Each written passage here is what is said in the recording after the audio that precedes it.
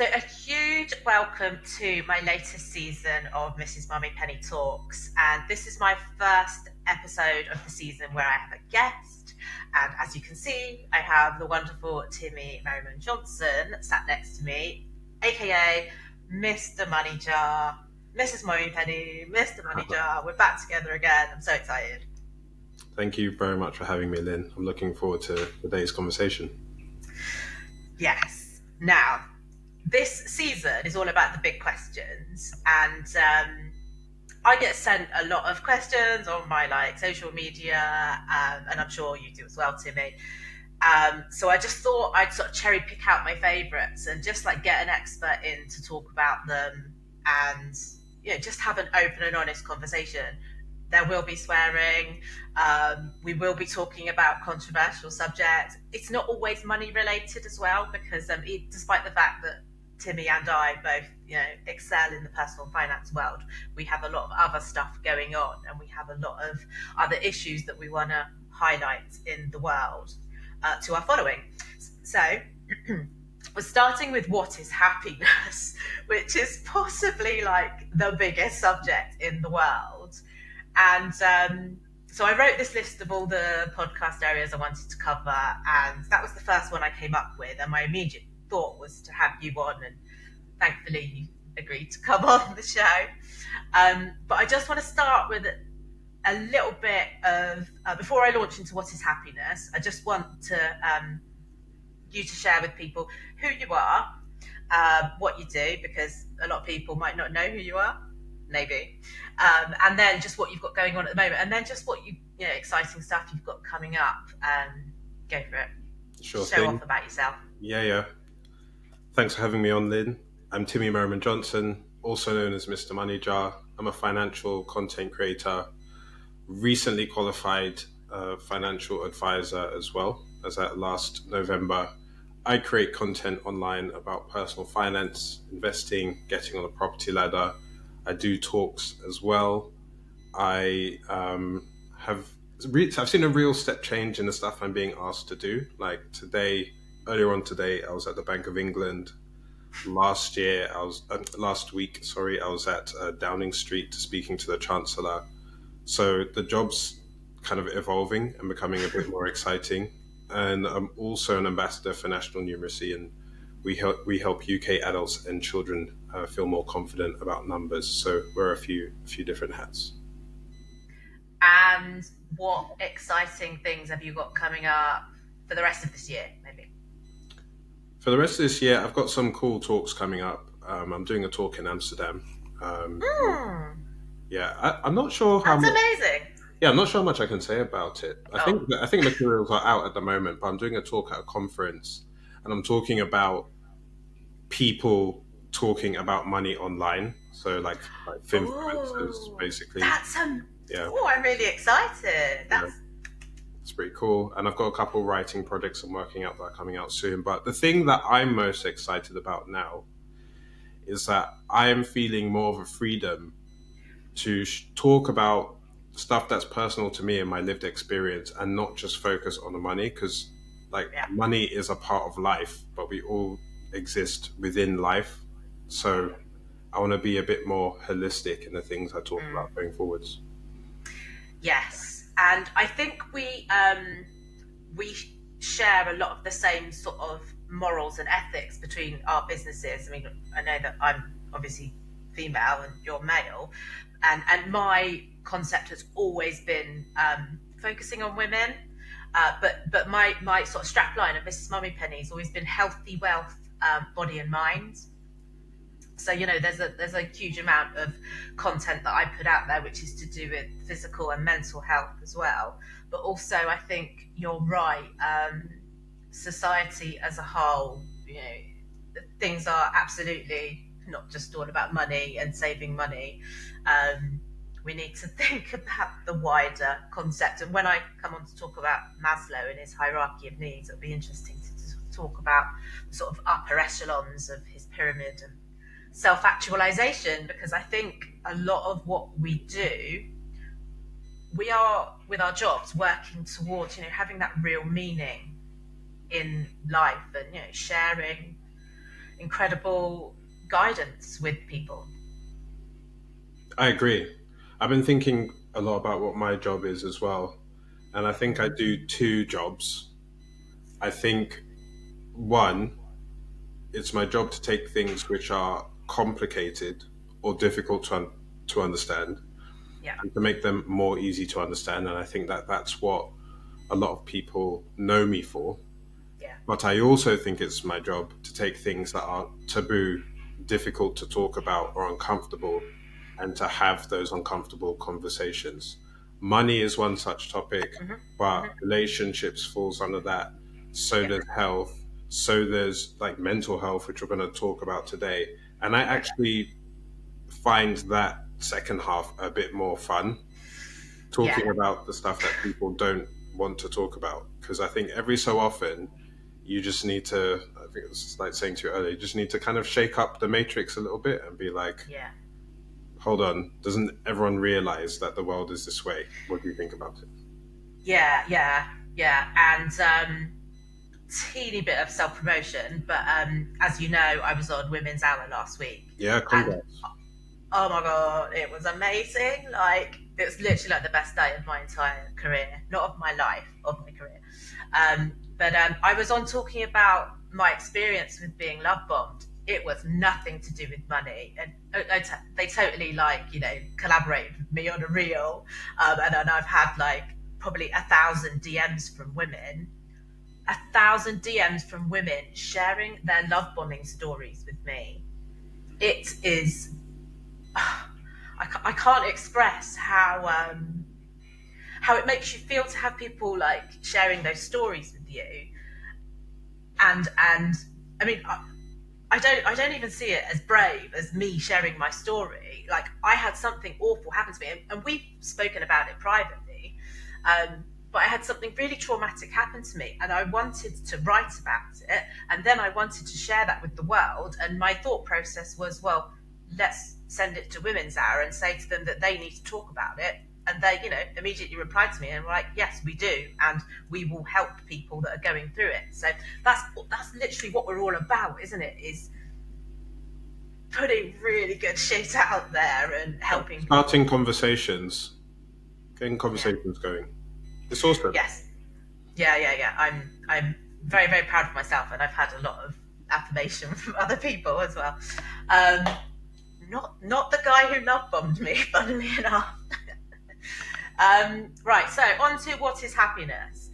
So I have done some research, obviously, but I did a psychology A level, so I have covered a lot of this stuff in previous lives, although that was 30 years ago, so that's quite a long time. But I yeah, if we start with sort of emotions as a sort of bigger picture, so there's 7 core emotions, and obviously I'm not teaching you theory here. I'm just talking about it for the benefit of the listeners and the watchers. No, you're But there are 7 core emotions. probably going to teach me a thing or two as well. Yay! Um, so we've got happiness. We have got. I'm reading from a list. We've got happiness. We've got sadness. We've got love.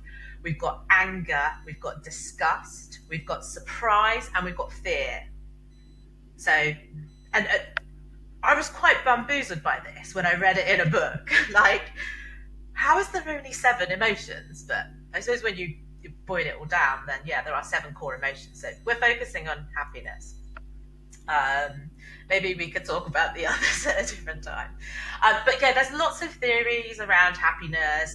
So I want to sort of highlight Aristotle as one theory, who's one of the original philosophers of olden times. Timi studied philosophy at A level. Yeah, it's Ah, so I my favorite subject. so you did philosophy, I did psychology. So yeah, Aristotle says that happiness is the ultimate human desire. You probably know all this, and he talked about it being sort of in different stages. So you've got instant gratification, you've got comparison and achievement. I'm not sure how you can get happiness from comparison, but anyway, positive contribution to life, and then achieving fulfillment. So I think Aristotle nailed it with his interpretation. Like, when was Aristotle around? It was a long time ago, wasn't it? Yeah, he's a Greek philosopher. Mm. So Let what is that, BC? me have a look. Good old Google. Oh, I googled myself. I know I put myself into Copilot earlier on. I'll have to talk about that later. Sorry, I'm digressing. 384 BC. That's when he was Oh born, and wow, he died in 322 BC. So weird that the years go backwards. that's such a long time ago to come up with something so profound, Yeah. and that it's still so relevant today. That's yeah. So big up Aristotle. Um, And then I also want to touch on Maslow because I'm a huge fan of Maslow and his hierarchy of needs. It was my favorite theory in psychology. So basically, it's a pyramid with 5 different levels, and you sort of work your way up the pyramid period. That's because I'm wearing red, and I'm obsessed with women at the moment.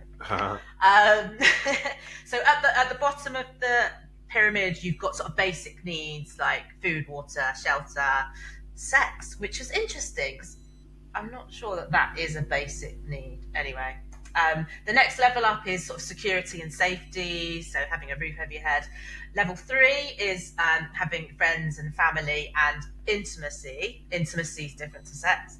The fourth level up is self esteem and respect. And then the top of the pyramid, which is what we are all apparently aiming for, is self actualization, which is morality, creativity, acceptance, spontaneity, and a lack of prejudice. I Okay. mean, aren't, they're both really different theories, but I just think they're magical. Like, I just love Maslow. Like, what do you think of Maslow and his hierarchy of needs?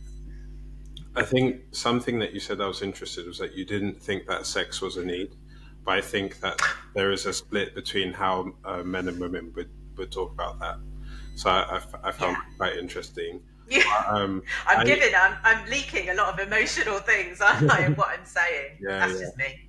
I think what's interesting about Maslow is that everything underneath the apex of the pyramid is what we call a deficiency need, which means that if you don't have it, then that's when you feel the pain of not having it. But when you do have it, you kind of don't notice that you have it. So if you think, for example, of like sleep, sleep is like your classic Oh my deficiency need, gosh. whereby if you slept enough hours, then you sort of feel normal. But if you don't sleep enough, then you're just in pain and ultimately could die from it. So when I'm thinking about how happy I am, I do try to think about whether I'm trying to uh, not lack something or get something in a positive way. Yeah, yeah. That's interesting, isn't it? Because sleep, as so, I've got insomnia at the moment, and it is killing me. Literally, like it is. It's really bad. So I Yeah, got to the point last week where it was affecting my day to day life, and that's the point where you need to seek like help from your GP. So yeah, my GP's very good. I got an appointment within an hour. Like, oh my gosh. And she was like, yeah, no, I can tell that you're really upset because I was crying on the phone. And she was like, just to get you through, I'm going to give you some sleeping tablets, yeah. which I don't want to rely on drugs, but I've been able to sleep for like 6 or 7 hours a night since I've had the sleeping tablets. And I know that the overall answer is to have like CBT therapy, but that's not a quick fix, is it? So I just need the. Anyway, yeah, you can't cope without sleep. Yeah. So I find that quite interesting. And then in terms of how Aristotle breaks down Mm. happiness, it sounds like it's almost like a subscription plan or something. He's got the bronze, silver, and gold package when it comes to happiness. I quite like that as a way of breaking down different things. Um, I'm just writing definitely, that down. definitely on the instant gratification end of the Mm. spectrum, it's I do think that in the modern day is instant gratification is almost weaponized against us, and we live in a world where it's all about very quick dopamine hits, getting things straight away, um, things being really sensationalized, or you know, like really well, really instant. But what I think we all want deep down is what's on the other end of the spectrum for him, which is that long lasting fulfillment and contentment. And you're right, it is really interesting that centuries ago, what, millennia ago, human beings were still pondering these questions. And they were looking up at the stars, weren't they? And they were getting all their answers from the universe. Yeah. I just think it's incredible. Um, yeah, I love that. Right. So then the other thing I want to go on to, which is where we're going to have a really good discussion, but we already have, is so I found this amazing website called The Pursuit of Happiness. Now, I know there's also a film, but I've not actually watched the film. I don't know if it's any good. It's got Will Smith in it, isn't it? Yeah, he almost won an Oscar for it. Oh, did he won an Oscar for it? Almost. Oh, almost. And then he didn't actually win an Oscar until 2022, but we all know what happened then. What did he win an Oscar for? King Richard. Ah, was that the year? The dramatic year? Yeah, 2022, yeah. Oh, wow. Interesting. Yeah, so The Pursuit of Happiness. Okay, so there's a pie chart, and I love a pie chart. It's my favourite graph. So pie chart is split into 3 parts. So happiness is 1/3 based on your genes, 1/3 based on your environment, and then 1/3 based on basically stuff you can build on and control. So let's first of all cover genes and environment. So if you're born in a war zone, it's going to massively impact your ability to be happy. If you are born of parents who have mental health issues, then it's also going to affect your happiness. And this is purely nature debate, not a nature nurture, although the nurture side comes from your environment. So the pursuit of happiness theory is saying that actually 2/3 of your ability to be happy is based on stuff you can't control. Discuss. That's interesting. Yeah, I think that if I look at my genes third, my baseline is definitely not happy. It's probably neutral to like depressive for me, for sure.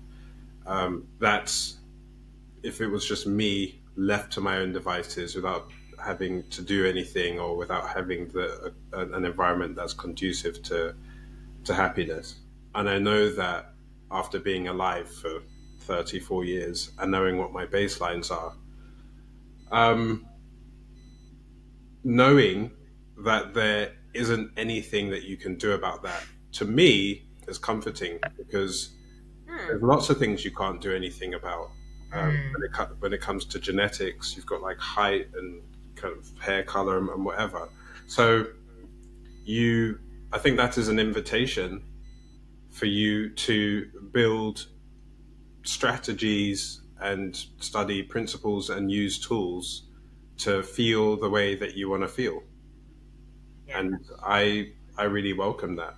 I also think that if you're going to be alive, then you may as well try to be happy. We're not here for long, so fair enough, you're dealt a certain hand. But once you know what your baselines are, you may as well try to be happy if you're going to spend time on Earth. And actually, we're born in a country where you sort of have a choice. But the UK is not perfect, but you can at least have some degree of autonomy over how your life looks like in the day-to-day and the extent that you want to be happy. Yeah, so that third based on basically the country you're born into, we've lucked out. Yeah, we're born in the UK. Yeah. Yes, that is interesting when you talk about baseline of happiness, because and also like nature nurture. So my parents were I had an idyllic upbringing. My parents were amazing, and I mean, my dad was in the army, so he had a lot of PTSD, and he wasn't that great with expressing his emotions, um, which is potentially why I keep choosing men who can't express their emotions. But there we go, interesting daddy issues to explore. Um, so my parents died when I was a teenager. So mum died when I was 16, and then dad died when I was 19. So I was just thrown into this like, you're now an adult, um, and the bases of Maslow's hierarchy of needs became really important to me, as in a roof over my head, earning money. I've got no one to give me any money. Like literally, I had to go get really good A levels. I had to go to degree in university and get a maths degree because in my head that was the best degree I could get. I tried to go to Cambridge, but it wasn't quite good enough for Cambridge. But I still went to a good uni. I then had to go into the city to work for a bank and train to be an accountant. I was so driven from the age of 16 onwards because my security was ripped away from me. Um, and I've also spent 25 years in therapy because of that thing that happened to me. Because and when I was at university, universities tend to have great care systems where they've got a lot of counsellors. So I was in therapy for most of my 4 years at university, and then I just carried it on throughout my life because I'm just a work in progress, and it's really hard losing your parents when you're a child. Yeah, yeah. Do you know what, Lynn? I often forget that about you. Like I remembered Mm. again when you sent me an article Yeah, yesterday. And, like you've done so well in your life, given what's happened to you, and um, yeah, I think what you've achieved has been amazing. but it. Thank you. I really mean that. But I think, therefore, I'm not. I'm predispositioned to be a happy person because I've had some shit happen, right? Like death, depression, divorce, all the D's. And some of it I've sort of brought upon myself. Like I'm the one who decided to get divorced because I wasn't happy in the situation I was in. So I got myself out of it. And I think that's a key part of happiness, isn't it? That if you're in a situation that isn't serving you, it's having, and again, this is what money helps with, it gives you choice, it gives you the freedom to walk away from something that isn't making you happy. Yeah. Yeah. So all those experiences that you had predisposed you to be a happy person. I think so What, because I'm what's your still here, I'm what's your alive. what's your genetic baseline then? Well, I just think I think my genetic baseline is probably not. Gosh, that's a really difficult question. I think my baseline is quite roller coaster, is quite up and down. Um, yeah, it's very rare that I'm on a level kilter, and I'm sort of fine with that because when I'm on a high, um, I'm like the most gregarious, charismatic person, and I can take everyone with me. However, like we both suffer from like seasonal affective disorder, which we both shared openly, and when I'm in the throes of that in like October, November, December, I'm an I don't socialize, I don't talk to anyone. Work is a struggle. Yeah, Um, and a year is long enough for you to forget what last year was like. Yeah, um, that's very interesting. yeah, So yeah, because my baselines, I've it's like every year I learn a new thing to encourage me to be happy and to practice happiness. And something that I've recently gotten into, and what we did this past weekend actually, is journaling. I Oh think yeah. journaling is really, really important. And I didn't really have much of it. I've been doing it since 2016, and I didn't have much of a structure in how I journaled before. But I would really recommend to anyone listening to this to pick up a journaling habit. And if you can, journal weekly. I think daily is quite a commitment. Yeah. Um, and you're going to miss days and you're going to forget and stuff. That's fine.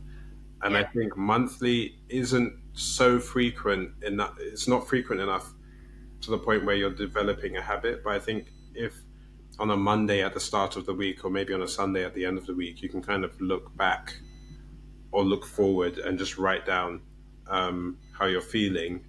That's going to make a huge difference in your life, because I got 4 journaling prompts that I use, and I write 3 bullets under each. So each journal entry I write, I have to write 3 bullet points on what's working well in my life, what's going well. And that's what we did together on the weekend. The reason why I have that is because no matter what I'm going through, I'm like, come on, you have to have 3 things that are going well right now. And they could be any 3 things, from I just want a bit of business to the sun is shining outside. Yeah. Then I write 3 bullet points on why that work. So I reflect upon why that good thing has happened, so that I can increase the chances of it happening again. And then I do the opposite. I write 3 bullet points on what could be better, and then I write another 3 bullet points on how I'm going to fix those things. And then those Wow. last 3 generate actions. It could be, okay, based on what's not going well, you're going to book a doctor's appointment. Based upon what's not working well, you're going to go and see your mum because you're not seeing her for a long time. It's so good because the thing, you've got all these ideas and all this information in your head, but it's just kind of sitting there. And we live in a world where you aren't really encouraged to sit down and reflect and think about what's going on in your life. So when you sit down and you write it down, it's game changing. I cannot recommend it enough. Yeah. That's incredible. Um, I have always journaled because I used to write a diary when I was a teenager. Um, I stopped for I stopped in my 20s and I stopped in my 30s because I had a big career in my 20s, and then I became a mother and basically lost my life to my job and my children. Then in my 40s I got my life back again. And yeah, I started journaling again. I approach journaling in a bit of a different way to you. I just basically write whatever comes into my head and I Nope. splurge it out. And when you read it back, it's like, oh my gosh, like, what was you going through, Yeah. Lynn? But Sometimes you need to do that as well. Sometimes you just need to just write down what's in your head, completely judgment free. And yeah, I need to learn how to be a bit less rigid, but yeah, I yours is structured. but the structured approach just helps me to. It's like I go in with an objective, and it's like, no, I'm gonna try and. You can kind of see, like behind me, right? Like something that's been happening in my flat for a while is the this the flat No. above me has been leaking into my living room for literally months now, and the Oh building no. managers have done nothing. So I will write stuff down so that I can take actions to fix the stuff that's actively not going well in my life. Yeah, Yeah. love it. So I talked about the pie chart, and 1/3 of the pie chart is stuff that we can take action on and we have some control on. And one of those methods of moving towards more happiness is journaling. So very good. You preempted my next sort of section. But so there's I've got four main sections in the from the Pursuit of Happiness website, which I sort of want to talk through one by one, um, which are things you can. I mean, it's your decision whether you do these things or not. But if you do these things well, then it promotes happiness. Okay, number one, relationships, um, which is defined as having one or more close friends. Nothing to do with love, interestingly. It's the friendship thing, which my friends mean the world to me. I could not cope without my friends. I can cope without having a partner, a boyfriend, a girlfriend, but I can't cope without my friends. Mm, that's interesting. Yeah, that could be a result of divorce, though. Although you're divorced. Well, technically not. Oh, They put in that big period of time, but by the time this oh, comes out, yeah, it will be. okay. Celebrate that day. Yeah. Yeah, it's yeah. Because again, because of that women's hour interview I did last week. Um, so I was love bombed in like January, February, March, and I've been online dating for 3 years. And I thought I'd found someone. Like we actually went out for lunch. I and Jordan. Coupon King. He's not the Coupon Kid anymore. This morning I've renamed him the Coupon King. Glad they He's not old. finally have His Majesty himself. Yeah. Our wonderful friend Jordan, as seen on TV every week. So yeah, we met for lunch that day, and I was going on a date with this guy that night, and I remember the conversation so clearly. I was like, I'm not gonna have sex with him. I'm not gonna have sex with him. And we had this whole discussion, didn't we, about like intimacy and how soon you should wait and all that kind of stuff. Yeah. Yeah, so he then love bombed me, and it had a really big impact on me. So I'm staying clear for a bit From online dating, from dating. from dating. I guess if I meet somebody naturally and like you get to know them really slowly over a long period of time, that's different. Yeah. Well, I think that yeah, I'm trying not to talk about dating because if we do, Yeah. I'm going to speak for an hour. But I've heard a thing once that if I relate it to happiness in relationships is about lowering your expectations of the other person. Wow. Really? Yeah. So rather than expecting so I'm talking about friendships, marriage, whatever, lowering the expectation of the other person. Instead of expecting that other person to do things for you, love you, complete you, whatever. It's actually about giving to them and about loving yourself. Because if you get into a relationship and you expect them to love you, they will let you down. It may be today, it might be next year. No. Yeah, and like, I was like, you don't want to hear this, right? Because you're like, no, this stranger on the dating app is gonna, he's different. He's gonna change everything. Yeah. And it's just like, no, he's just a dude. Just a guy that wants to have sex. Yeah, Sorry. he's just a guy. So you almost want to. So if we relate this to happiness specifically, Yes, thank you. you want Bring to it be back. you want to be in a place where you love yourself, you Yeah. accept yourself, you're good on your own, and then anyone else that comes along is a bonus.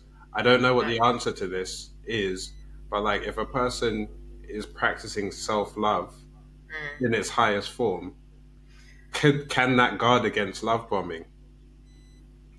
Can that kind of Yes. yeah? Because their bombs of love are less effective because you're like, well, I'm already doing this for myself, so will you bring it? Because you've reached the point of Maslow of self-esteem, and yeah, you love yourself so much Yeah, that and to be very clear, I am nowhere near the self love, the top of the self love pyramid. I have to work on self love every single day. My internal monologue is so negative and so critical of me. Something that happens to me a lot is my brain cringe bombs me. You heard of cringe bombing? So, we're talking about all the bombs today. My brain will just surface an embarrassing thing that I did or said just wow. any time. And sometimes I'll be by myself and I'll have to like physically wince to like push it out of my head. And I have a really, really good memory, like a really photographic memory. So I will relive that moment like it was like it's happening right Yeah. then and there. I'll give you an example. At the House of Lords event the other day that we went to the other day that we were kind of invited to by Juno, I was speaking to a guy who I was meeting in person the first time. We'd kind of connected online. You know how it is with like the financial creators. And we're Yeah. outside. It was like remember it was like really beautiful sunny day, and we were outside next to the Thames. And I was talking to him, and I'm already like not feeling at my best because I'm not that good at small talk and my social batteries run out really quickly. Oh, So I'm yeah. already like, okay, you're doing well, Timmy. You're talking to people. You've not said anything dumb. I'm talking to this guy. Thankfully, it's a break in the conversation where no one else notices us. I'm talking, and as I'm speaking, like a piece of like, it's not even like spit, but just like a dried piece of something left my mouth and floats across to him and like lands on his cheek. And I'm like, sorry, mate. And he's like, fine. And he wipes it off. I've not spoken to him since. And then for like 2 weeks after that, I'll just be like working, and then my brain will just replay that for me in my head. And I'm like, the thing is, he was really nice about it, and he's actually reposted a couple of my things online. And if he hears this, he will know, and I will know that that happened. But that's me. That's what it's like being in my brain. So that's why you see me journaling all the time Yeah, yeah, yeah. and like running and doing all this stuff because my default is actually to be very self-critical of myself.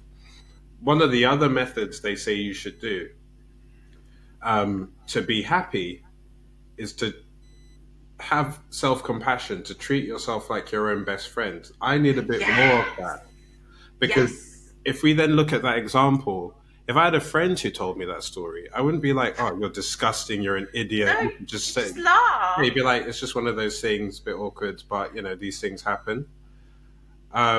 Yeah. So I'm by no means perfect in this regard at all. But like, I know that so the psychologists say that you're meant to get to this point of self-actualization or transcend, can't say the word, transcendence, Yeah. which I'm sorry, but who gets to self-actualization and who gets to transcendence? I suppose we part. I think that we're quite lucky it maybe in like the jobs we do. Like I love my job. I properly love my job, and I know that you love your job as well. And we're very privileged to be able to talk about whatever we want online and have a community that Almost likes have us to and do that. follows us. Yeah. Yeah. Yeah. For sure. So I do sort of feel like I have got a little bit of the way to self-actualization with my work, but it's certainly not with my health or with my friendships or family or love life. We often refer because we talk to each other a lot offline, well, online, WhatsApp, and I talk about tent poles of how my life is going, and so for me, health is sort of the core tent pole in the middle that holds everything up, and then I've got sort of four tent poles around the side. This is actually a theory from Donna, somebody who wrote a book called The Bridge. Okay. I'll have to put it in the show notes. But my four tent poles are friends, work, family, and love. Yeah. And we've all got different tent poles. I think you said yours were different, didn't you? I got for personal, professional, health, and social. Yes. And it's almost like if you've got two of them that are going okay Then and two of them that aren't, you're quite balanced. It's yeah. yin and yang. So you can almost like, you can cope with life, or you can be happy if you've got a couple of them. But it's when three of them are wobbly tent pegs, Yeah. that's when you're thrown off kilter, or when all four is tough. Yeah. That's true. That's really true. the place that I'm trying to get myself to is to actually be happy with having just the health one. Yeah, But yeah, this is the problem with deficiency needs, because when you're in good health, you're not like, yeah, I'm so healthy. Like, you only notice when you're ill, or when you yeah, haven't slept enough, or when you're hungry or thirsty. But I'm actually trying to get to a place of gratitude. I'm yeah, almost like, yeah, like I'm good. Like, I've got my health. Yes, this thing might not be going well, that thing might not be going well, but you know, I could be in a completely different physical or mental state right now. That's where I'm trying to get to. yes. Now, I show off all the time on Instagram about my running times. Sure. I'm really into it. Like, I did a 10K last week in like 61 minutes, 52 seconds, which is Okay. like my personal best. Yeah. And like, I'm not the thinnest of people. You know, I don't have a runner's athletic body, but I can run a 10K. Yeah. So, Cool. but again, going back to the happiness things, physical activity really, really important for happiness. And also reverting back to the seasonal affective disorder, which obviously a lot of people suffer with. I beat it this year because I set myself a rule. I do like rules as well, where I was going to walk 15,000 or run 15,000 steps a day every day. I know Martin Lewis does it as well, but I think he's a bit more obsessive and does like 30,000 steps a day. Anyway, I've done it no fail this year, every single day. And there's been some days where, you know, I've been ill or, you know, been really busy. And even so, I've been pacing around the garden at Okay. 11:30 at night All just to right. get those 15,000 steps. And that meant, I don't I don't know if it's the actual, you know, it's not scientific, but I didn't get seasonal affective disorder this year. I mean, I did have it in November and December, but I didn't have it Jan, Feb, March. No, well done. That's a really huge achievement. Yeah. Because yeah, each year you kind of come up with a new thing to push it further and further back. I thought I'd beaten it, but then I crashed in March, and Yeah. it's It just feels like nothing ever works. It's well. really hard. I think for me, I'm gonna have to strongly consider getting away, like doing a circuit breaker Yeah. stint Yeah. in a Yeah. place that's sunny. So that particularly for darker skinned people, not getting sunlight is like really ruinous. Um, Mm. but no, well done to you for sticking to that. Um, I guess, But physical. It's just that it's the exercise, isn't it? It yeah, gets the what? What's endorphins. Thank you. Yeah. Well, I was going to say that your temples kind of loosely mirror Maslow's hierarchy of needs, don't they? Yeah. Oh yeah. Very good. With the physiological at the bottom. Yes. Yes.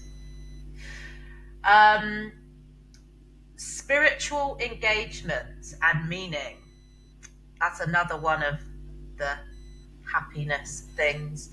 All I'm going to say about spirituality is that I'm not a religious person, but I am spiritual. I believe that there's something out there. I believe in the universe. I believe in karma. I think if we do good things will happen to us. Um, yeah, I'm not sure I believe in much else, but that's a tricky subject. Yeah. I was raised in a Christian family. I went to church, prayed, all of that up until I was 18. And Oh wow. then I went to uni and I had um, kind of atheist friends that I lived with in second and third year. And they were also my corridor in first year. But I also had exposure to like different people, cultures, and ways of thinking. And I stopped being Christian at uni, and I now identify as agnostic. And similar to you, I do think there's a God, or was one. If we go, if we, or gods plural, if we simply Mm, go, there's stuff here. Did something cause it to exist? But I don't think that the god or gods care what type of hat we wear or like what meat we eat. And God might not be around anymore. Like God might have been that initial domino flicker and then just isn't here anymore. And maybe that explains why there's so much evil in the world because God's just somewhere else, don't know, chilling. Wow. Um, I tell you what I do believe in, and I believe that my parents are still there looking out for me. And obviously, there's no scientific proof. Well, isn't that the 6 grams of salt? Your body changes weight by 6 grams when you die. I don't know if that's a proven theory. I've seen a film about it. Um, I have to believe that my mum and my dad are there looking after me. And so my dad died on the 27th of May, and then my mum died on the 26th of June. So we're recording this on the 29th of May. So we are in that magical portal of yeah. I just know that they're there. So Yeah. yeah, that gives me spiritual engagement and meaning. And then finally, because I knew this would run on in time, positive mindset, gratitude, mindfulness, optimism. It goes back to the journalism and journalism, same thing ish. Yeah. I, I mean, this is something that works for me in my life. There isn't a thing I've visualized or written down as a goal that hasn't happened. Mindfulness, Yeah. Like, yeah, manifestation, manifestation, affirmations, I do believe that they work. affirmation. I think that you end up with and become the things that you think about most of the time. Mm-hmm. And that if there's something in your life that you want, then you should have the audacity to write it down and say, I'm going to get this thing. And literally, the only thing standing in the way of you and getting that thing is you dying suddenly. That's it. Um, I know that like the life I'm living now is as a result of things I wrote down years ago, and I know the things I'm writing down today, all things remaining equal, will happen as well. So yeah, I'm really big on visualizing, affirmation, manifesting, and all that. That's amazing. I 100% concur and do exactly the same. Also, surround yourself with the right people who, yeah, are conducive to those wants and desires Yeah. and how you want to make your life happier. Yep. Wow. Uh, I that's all I've got written on my bit of paper. Oh no, I put out a question on Instagram earlier, asking my followers, probably our followers. I'm sure we've got a lot shared on what people thought happiness was, and I just want to share a few of them. So maybe you just say something whilst I'm looking in my phone. Well, I um, I actually kicked off with when I knew that I was going to be speaking on this topic. I kicked off by googling the word happiness, and what came back is that it's a physiological state, like it's an emotion. yeah. And then I also googled how long do emotions last, and the top result came back saying 90 seconds. And this is something I've heard Oh my gosh. Laura Ann Moore say before. She first brought this to my attention that like Yeah. feelings only last for a minute and a half tops. So the only other reflection I'd have is that happiness is kind of temporary. Um, it's not a place that you Yeah. it's not a place that you live permanently. It's just you do something or experience something and then you feel happy and then you return to baseline. So I think happiness is worth seeking out, but I also think it's equally as valuable to work on how you feel most of the time. And I would aspire towards contentment most of the time. So I think it's a far more sustainable way to feel. And then that's also worth saying that sadness, I suppose, the opposite to happiness, just bear in mind that you only feel that sadness for 90 seconds. And just to sort of like, I went for a run earlier on, and halfway through the run, I ran into this herd of deer, which I sent you a picture of. And I stopped and I sat under a tree and I just cried. I mean, it's a very overwhelming time of the year, okay, like parents and stuff, but Yeah. just sit with that emotion, Yeah. and then it passes. Yeah. What's that? Thou shalt. What's that? This, That biblical phrase. this too shall pass. This too shall pass. Yeah, definitely. I do think that that's valuable. I think about that about myself as a man, because we're not really socialized to engage with our feelings at all. I do try and sit with feelings. 90 seconds is a long time to sit with a feeling, by the way. We're not trying to minimize this. Imagine embarrassment. Imagine farting in a public setting and then having to sit there for a minute and a half. That's a long time. Have you done that? Is that one of your embarrassing? No, thankfully not. No. But that is a long time to sit with it. But once you sit with it and you realize that it's not going to kill you, then it just makes you that much more likely to sit through a feeling in the future. Because, and this relates to money, our internal states are weaponized against us. The people that are trying to sell us stuff and get us to click on stuff know that if they can get to us before the end of that 90 seconds, then we're going to buy the thing, we're going to swipe on the person, we're going to click on the thing. If we just give ourselves that 2 minutes, that minute and a half, just think of like the stuff you wouldn't have bought, or the silly things you wouldn't have said, and so on. That's really, really true. We haven't really talked about money that much, because I don't think we sort of need to, because money isn't happiness. Absolutely not. However, money gives you choice, as I did allude to earlier on. The only way I could get out of my marriage was because I had money. Yeah. Anyway, thank you to the people who replied to my Instagram story earlier on. Just going to run through a few of them. DaisyGram33 said, happiness to her is calm, simple, and drama-free days. Absolutely. Our friend, the Coupon King, Jordan. Keeping busy in your work life, connected in your social life, and stable in your financial life. That's pretty good from George, isn't it? Yeah. My friend Marianne, feeling safe and secure, both emotionally and financially. Sharon from John Lewis, family, peace, sunshine, animals, and music. Oh, that's nice. I like that.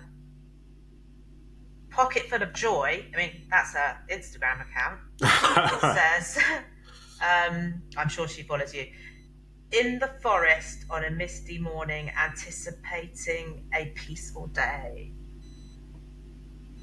Isn't that lovely? They're all lovely. What's your one? Happiness to me. Oh my God. Because as a mum, you automatically jump into the, if my kids are happy, I'm happy. And actually, when I Googled happiness, it came up with an Oprah video where Oprah said, I've interviewed thousands of women over the years, and women always say they're happy when their children are happy. I mean, you can't deny the fact that when you're a mum, like, if any of your children are unhappy, it really fucks up your life. So, sorry, I haven't answered the question. Happiness to me is going out for a walk in nature and appreciating the trees and the birds and the sunshine and sort of paying attention to all their senses. Nice. I do that a lot. I think happiness for me is waking up on a Saturday morning and it's like raining outside, and then you just roll over and realize you don't have to go to school or work, and you're just sleeping. That is the best feeling ever. Has always been the best feeling, will always be the best feeling, ever since I was a kid. You're self-employed. You can work whenever you want. It's true. It's true. That has changed. But, we have clients that keep regular office hours. Yeah, I don't keep regular office hours. Do what I want. Boom. Yeah. Okay, cool. Let's snip this before it gets to an hour. I'm so sorry. I said it would be 30 to 40 minutes. It's actually been 56 minutes. That was a really incredible conversation, as it always is with you. Thank you so much for your time. Time's so valuable.